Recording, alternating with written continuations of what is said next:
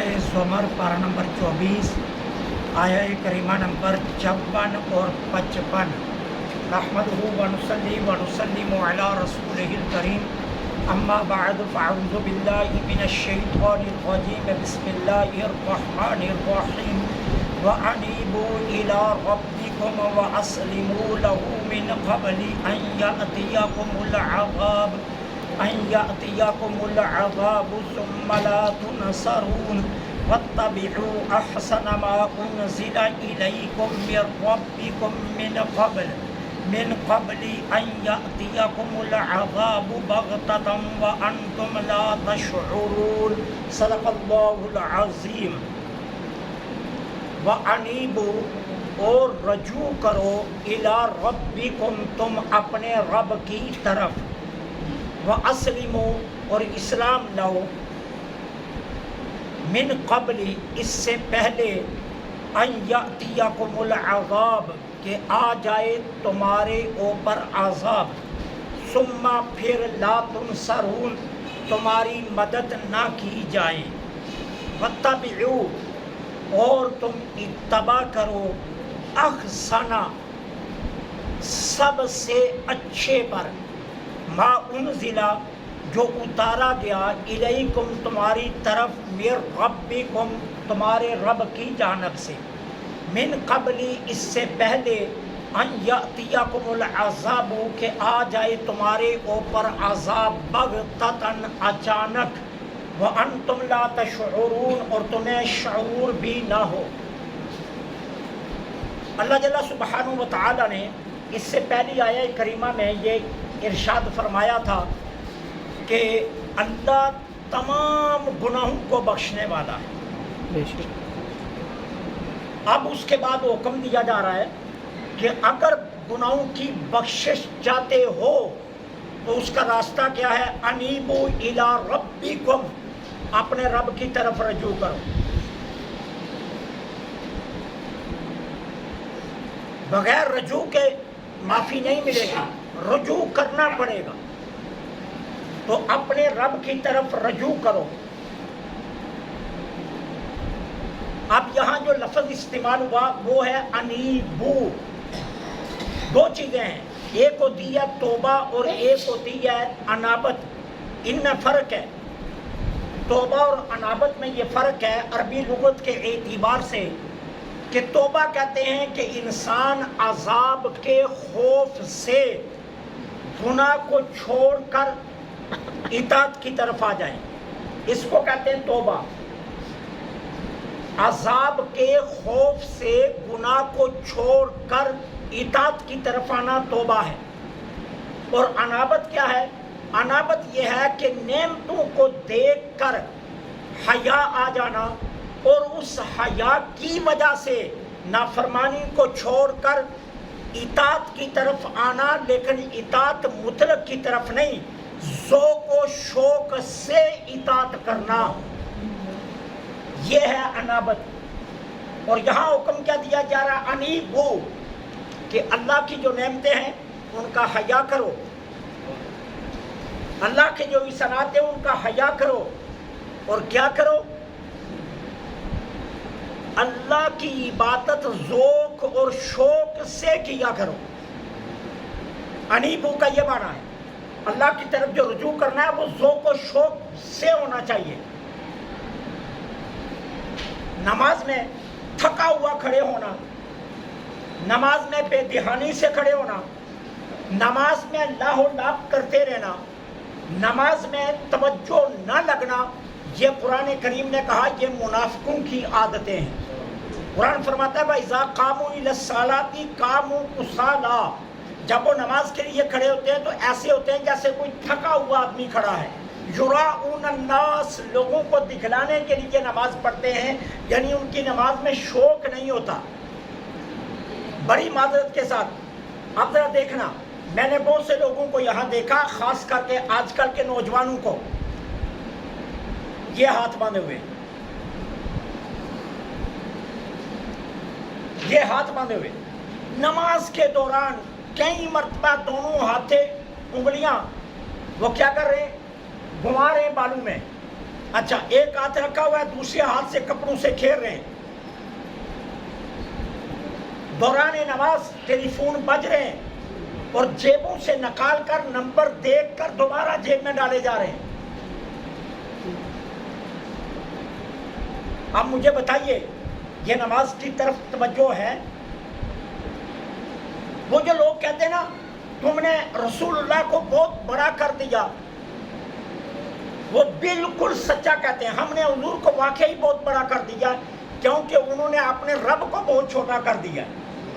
اب رب کا احترام کتنا رہ گیا؟ رب کی بارگاہ میں کھڑے ہو رہے ہیں تو یہ ہے، یہ کھڑے ہونے کا اندازہ رب کی بارگاہ میں۔ جبکہ امام زین العابدین وضو کے لیے پانی رکھا جاتا تو رنگ بدلنا شروع ہو جاتا، وضو شروع کرتے تو چہرہ بالکل زرد ہو جاتا، اور پوچھنے والے پوچھتے یہ کیا ہو رہا ہے تو فرماتے تمہیں پتہ نہیں کتنی بڑی بارگاہ میں کھڑا ہونے لگا ہوں۔ یہاں ایک ہاتھ یہاں رکھا ہوا ہے، دوسرے ہاتھ سے کھیلا جا رہا ہے، اور یہ بارگاہ رب العالمین ہے، یہ شہنشاہوں کے شہنشاہ کی بارگاہ میں کھڑے ہیں۔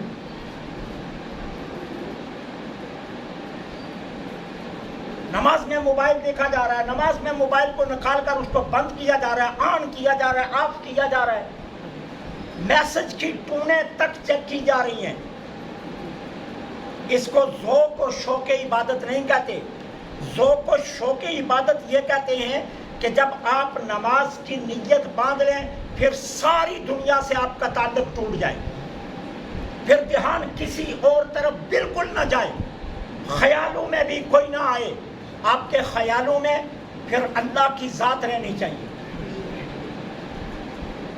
لیکن ایسا نہیں ہے، یہاں حکم ہے انیبو، یہ سن کر خوش نہ ہو جانا اللہ سارے گناہ معاف کرنے والا ہے، اس میں کوئی شک نہیں، معاف کرنے والا ہے، لیکن کہا اس کے لیے شرط کیا ہے؟ انیبو الی ربکم، ذوق و شوق کے ساتھ اپنے رب کی طرف رجوع کرو۔ یہ شرط لگائی گئی ہے معافی کے لیے کہ ذوق و شوق سے اپنے رب کی طرف رجوع کرو۔ تمہاری عبادت توبہ سے منسلک نہیں ہونی چاہیے، انابت سے منسلک ہونی چاہیے۔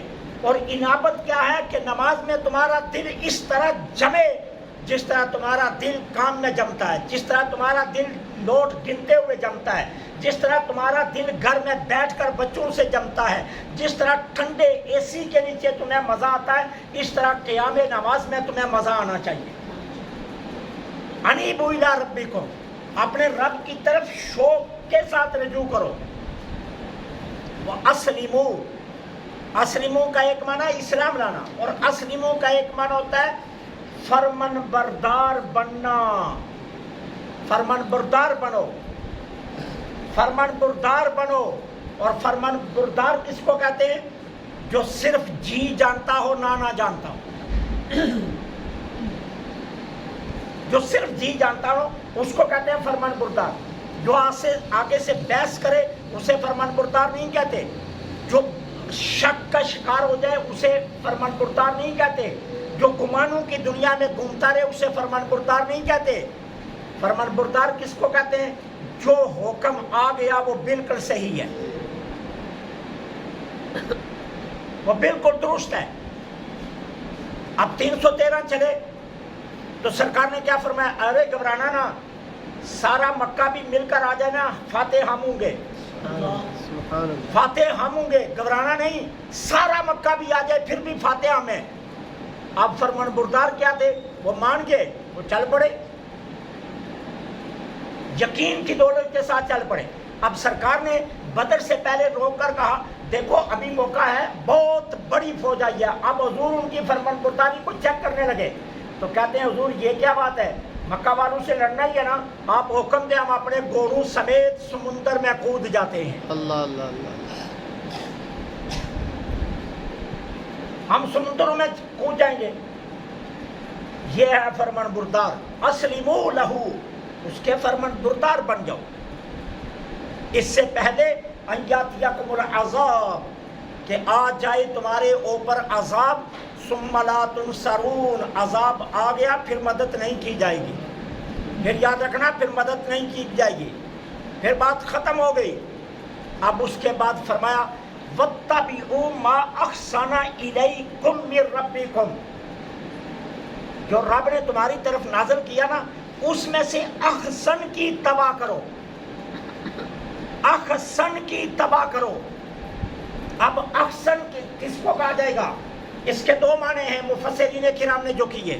احسن کا ایک معنی ہے قرآن، کہ قرآن کی اتباع کرو۔ کیوں؟ پارہ نمبر 23 میں اللہ تعالیٰ خود فرماتے ہیں اللہ نزل احسن الحدیث کتابا، وہ اللہ ہے جس نے سب سے بہترین کلام تمہاری طرف نازل کیا۔ قرآن کو احسن کہا گیا پارہ نمبر 23 میں، اور یہاں بھی احسن کا لفظ ہے۔ اتباع کرو احسن کی جو تمہارے رب نے تمہاری طرف نازل کیا۔ ایک اس کا معنی یہ ہے کہ قرآن کی اتباع کرو، اور ایک اس کا معنی یہ ہے کہ کچھ احکام ایسے ہیں جو فی نفس ہی اپنی ذات میں صحیح بھی ہیں، درست بھی ہیں، لیکن انہی کے مقابلے میں کوئی حکم ایسا بھی ہے جو احسن ہے، ان سے بھی زیادہ اچھا ہے۔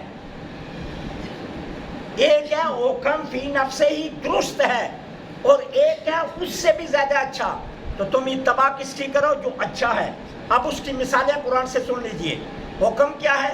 اگر سفر میں ہو، اگر بیمار ہو، روزہ چھوڑ دو، بعد میں رکھ لینا، بعد میں رکھ لینا، تمہیں اجازت ہے۔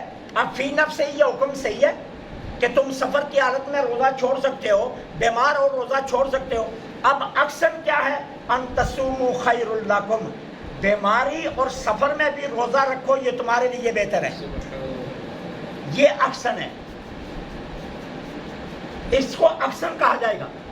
بھائی تمہیں اجازت ہے، کوئی شک نہیں اجازت ہے، لیکن اگر تم اجازت کے مقابلے میں اکثر کی طرف آ جاؤ وہ تمہارے لیے زیادہ بہتر ہے۔ اب قرآن نے دوسری مثال، ان تبدوا الصدقات فنعما ہی وان تخفوها تؤتوها الفقراء فهو خیر لکم، بھائی تمہیں نفلی صدقہ علن اعلان دینے کی اجازت ہے، تم نفلی صدقہ علن اعلان دے سکتے ہو، تمہیں کسی نے نہیں روکا، لیکن اگر چھپا کر دو تو اللہ کے ہاں یہ اس سے زیادہ بہتر ہے۔ اعلانیہ دینے سے زیادہ بہتر ہے چھپا کر دو۔ اب قرآن کیا کہہ رہا ہے؟ احسن کی اتباع کرو، زیادہ بہتر والے کی اتباع کرو، کہ تم اعلانیہ بھی نفلی صدقہ دے سکتے ہو، لیکن اگر چھپا کر دو تو یہ زیادہ بہتر ہے۔ اب قرآن میں تیسری مثال، وَإِنْ كَانَ ذُو عُسْرَةٍ فَنَظِرَةٌ إِلَىٰ مَيْسَرَةٍ، اگر کسی کو تم نے قرض دیا، اس کے معاشی حالات درست نہیں ہیں، اللہ فرماتا ہے اس کے حالات بہتر ہونے تک اسے مہلت دیتے جاؤ۔ ان کا ذو عسرۃ، اگر ہے وہ تنگی والا، فنظیرۃ، مہلت دو، الی میسرہ، آسانی تک۔ اس نے کہا مہینے کے بعد دے دوں گا، اب مہینے کے بعد اس کے پاس نہیں گنجائش بنی تم کے مطالبہ کرنے کے لیے، اس نے کہا میرے پاس حالات ابھی درست نہیں ہوئے، اب تم ڈنڈا لے کر کھڑے نہ ہو جاؤ تمہارا وعدے کا ٹائم پورا گیا، نہیں، کہا اسے مہلت دے دو، پھر 2 مہینے کی مہلت دے دی، پھر گئے، اس نے کہا ابھی بھی کچھ نہیں بنا، اور مہلت دے دو۔ اللہ فرماتا ہے مہلت دیتے جاؤ جب تک اس کے معاشی حالات بہتر نہیں ہو جاتے۔ اب اس میں اکثر کیا ہے؟ ان تصدقوا خیر لکم، اگر بار بار مطالقے کے باوجود اس کے حالات بہتر نہیں ہے تو معاف کر دو، تو یہ اس سے بھی زیادہ بہتر ہے۔ وان تصدقوا، اگر معاف کر دو، خیر لکم، یہ اس سے بھی زیادہ بہتر ہے۔ قرآن کیا کہتا ہے؟ بہتر کی اتباع کرو۔ اب چوتھی مثال، ایسی سینکڑوں مثالیں ہیں، ایک نہیں سینکڑوں مثالیں، لیکن میں آپ کو سمجھانے کے لیے صرف آخری مثال دینے لگا ہوں۔ کہا جزاء سیئۃ سیئۃ بمثلھا، بھائی زیادتی کا بدلہ اتنا ہی دینا جتنی زیادتی ہوئی ہے۔ اگر ایک تھپڑ مارا ایک ہی واپس مارنا، ایک مکہ مارا ایک ہی مکہ مارنا، ایک ڈنڈا مارا ایک ڈنڈا مارنا، کہا اس کی تمہیں اجازت ہے؟ ایک انگلی توڑی ایک ہی توڑنا، ایک کاٹی ایک ہی کاٹنا، زیادتی مت کرنا۔ جزاء سیئۃ سیئۃ بمثلھا، برائی کا بدلہ برائی جتنا ہی دینا۔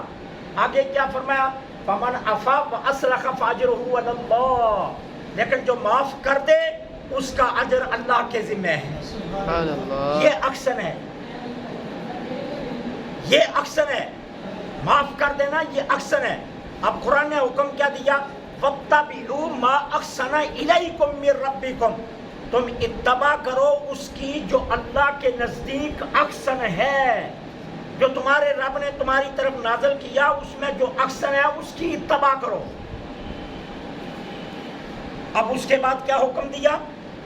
من قبل، اس سے پہلے، ان یاتیکم العذاب بغتہ، کہ تم پر عذاب اچانک آ جائے، اچانک عذاب آ جائے، اس سے پہلے احسن کی اتباع کر لو۔ وانتم لا تشعرون، تمہارے گمان میں بھی نہ ہو کہ عذاب آ رہا ہے اور عذاب آ جائے، اس لیے تم احسن کی اتباع کرو۔ اللہ سے دعا ہے اللہ حق کہنے کی توفیق